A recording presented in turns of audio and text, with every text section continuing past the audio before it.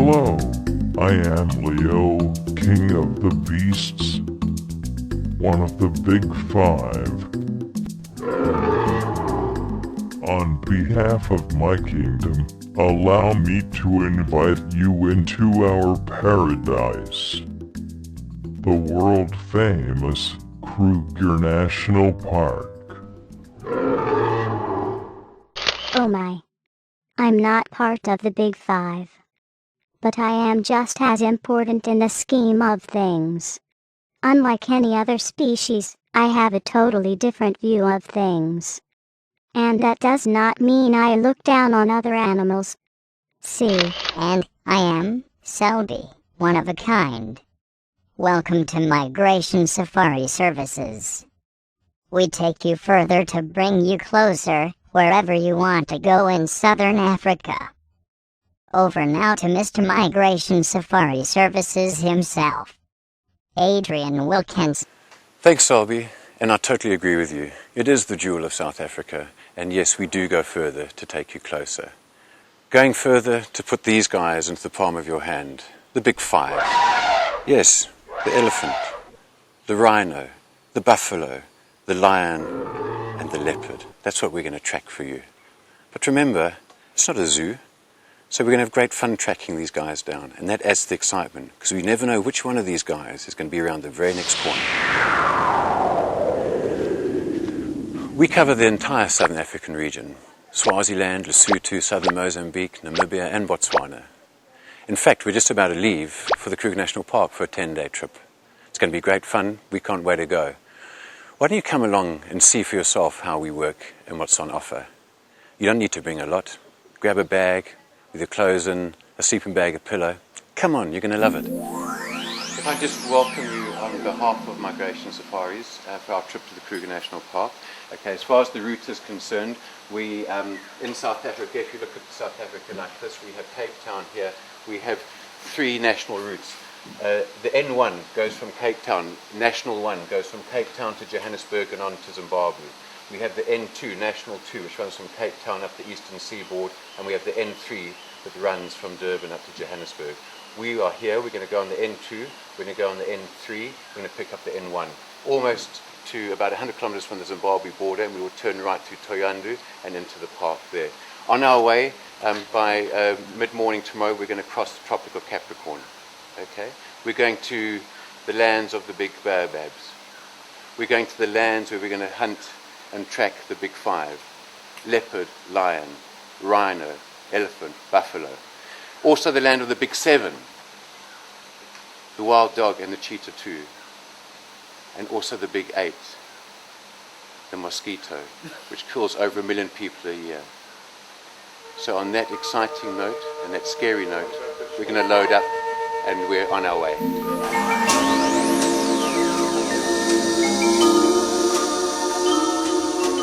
Just from a safety point of view, we travel at 100 kilometers an hour. That's the legal limit, and it's a safe speed for us. We've got about 1,300 kilometers to go tonight.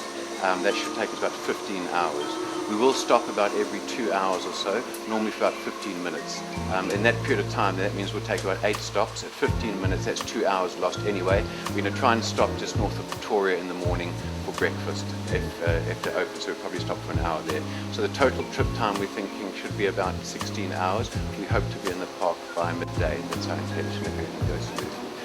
Just from a safety point of view, if I do need to stop for the night, I will stop anyway, just from a safety point of view if I'm feeling tired. But generally we'll try and break every 2 hours or so.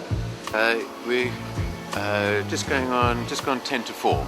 And we've just gone under 500 kilometers. So of a 1,300 kilometer journey, we're the right side of 500, so we've broken the back of it, and still feeling good. The sun will be up in about half an hour. We look forward to that.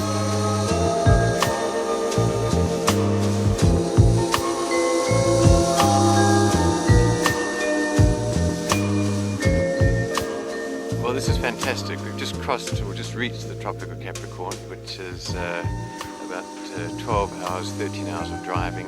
We've made good time through the night, and for most of the people in our group, this is the first time. Sure, they've flown across it before, but actually come here and see it yourself and actually do it on the ground.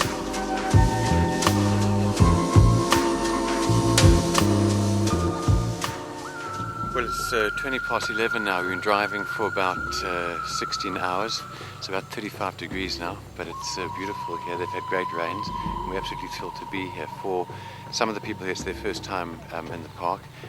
For those who've been coming here for quite a while, none of them have ever been this high in the park. I mean, it's we're about 60 k's from the Zimbabwe and Mozambican border up at Cook's Corner.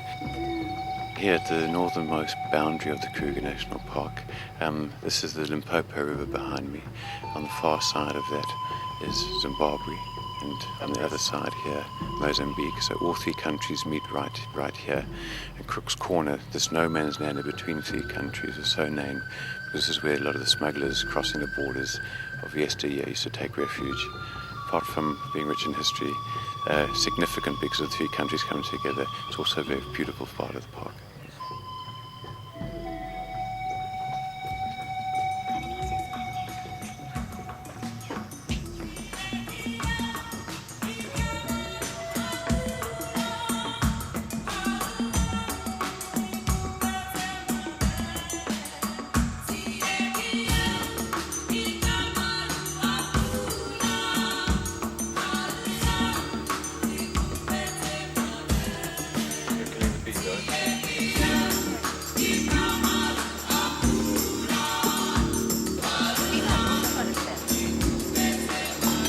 She's got something, she's got a fish there.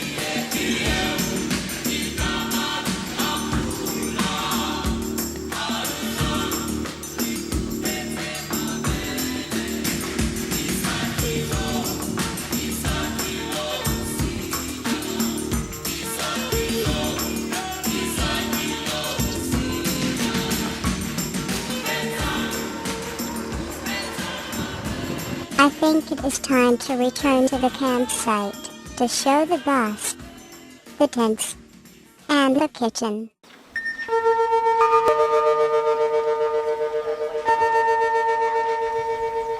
We have a 10-seater bus, reclining seats, plenty of legroom. A couple of features just to make it more comfortable. We have a roof-mounted aircon with individual controls, individual reading lights. We have a DVD player for movies while we're traveling. We can play people's iPod selections. We have a GPS just for the passengers, a separate one for the driver, PA system, and perhaps most importantly in Africa, we have a 40-litre freezer to keep the drinks cold. So that's pretty much the bus. But if you'd like to join me, I'll show you around the camp so you know where you're going to be staying. We carry a mobile kitchen with us, and we carry tent cots, one for each person. So these are the tent cots where we sleep. Most importantly, perhaps you'll see they're raised off the ground. So they're effectively a stretcher and tent all in one. And this is, as you see, the length of it. And here's the width of them. These are double units. So you can sleep two people in one of these, but we take one per person. So you can sleep on the one side and keep all your luggage on the other one. Just makes it more private, more comfortable. That's the storm cover on. But on all sides, it's got mosquito netting on it, which you can roll up and down if you want to. They've got their own covers and flaps as well, which just zip up. If you're a little bit cold at night, a bit more privacy. So when you come along, you just bring your bag with your clothes in, your sleeping bag and pillow, and your setup. When we get to camp, the migration crew set up the tents for you. And this is where you'll spend your time during the day. This is our dining area and mobile kitchen. This is the side that we serve from. So when you come up for a meal, you just help yourself to knives and forks. There's steak plates, wooden dinner plates. We have bowls, there's proper glasses, beer glasses, there's wine glasses here. Coffee mugs are stored in here. Filter coffee machine. And then we have a charging station here just for clients. Any of their cell phones, iPods, cameras that they want to charge, this is always available for them to use. We have a wash-up section behind me. We have an 80-litre freezer built into the front of the trailer, and in this freezer we carry enough meat to last us 10 days for a team of 10 or 12 people. We carry 75 litres of water with us. This large drawer is our main grocery section. It pulls out, we keep our fresh vegetables in the back there. We carry quite a lot of dry stores, cereals for breakfast, juices, cans, all that goes into here. All the lighting's built into the tent. This is the kitchen side. This is where we prepare the food. We have an onboard oven and microwave. We carry our own gas grill. We have a 4-plate cooker. That's where we keep all our herbs and spices to make sure it's nice and tasty. And that's the setup. You'll see the dining area here. We see 10. That becomes quite the focal point. Obviously, we sit down and have our meals there. Sometimes we take a packed lunch when we're out on the road, but breakfast and lunch is normally served here. And if you want to play cards or sit and read during the day, this is where it all happens. It's about 20 past 9 now, 30 degrees already. I think we'll probably go up to about 40 degrees today. Everyone's just playing a couple of camp games here. Don't worry about this snake, it's not a real one. It's just there to scare the monkeys off of the top of the tent. We've just arrived this morning. We've had a beautiful breakfast, French toast and sweet corn and so on, filter coffee. Nice game drive, charged by an elephant at about 6:30 this morning. Normal daily routines are to leave early in the morning. The gates open just at sunrise and go out game viewing. And then normally we head back into camp about mid-morning, about 10 o'clock. It's just too hot out there and all the animals head for the shade, and we do much the same. And then in the afternoon, as it starts to cool down about 3 o'clock or so, then we go out and do another game drive. But that's the best thing to do, just enjoy the camp. If nothing else works, get in the pool.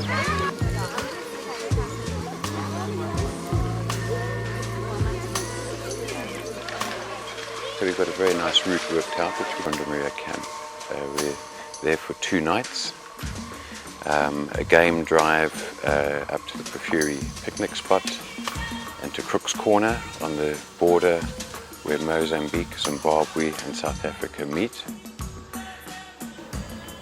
After 2 nights at Punda Maria, following this road down to Xingwetsi, staying at Xingwetsi for 5 nights and working this area around the Xingwetsi River, a little bit inland, spending New Year's Eve here.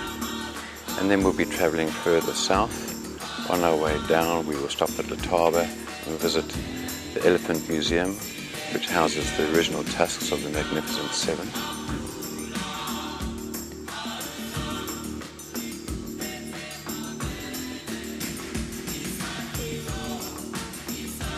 And then we'll continue past Olifants down to Satara. We'll spend 2 nights at Satara, and from Satara, on our 10th day, we will move in a westerly direction and exit via the Auckland Gate and make our return journey back down to Margate. All of the camps that we stay in have communal ablution blocks. In this particular camp we're staying in tonight, this is the ladies' side here. Most of the camps also offer a laundry facility. In this particular one you can see here, there's ironing boards, there's washing machines and tumble dryers and a place to hand wash. This is standard kind of ablution facilities that we would use. So you've got shaver points for international standards. There's handicap facilities as well. So you've got the toilets there, showers, individual shower cubicles, plenty of places here for washing. And usually you have an option of a bath or the showers. And they're very nicely configured, very clean, very comfortable. Always lots of hot water as well. So there you have it. You've just seen the kind of facilities that the camps provide. You've seen what we provide.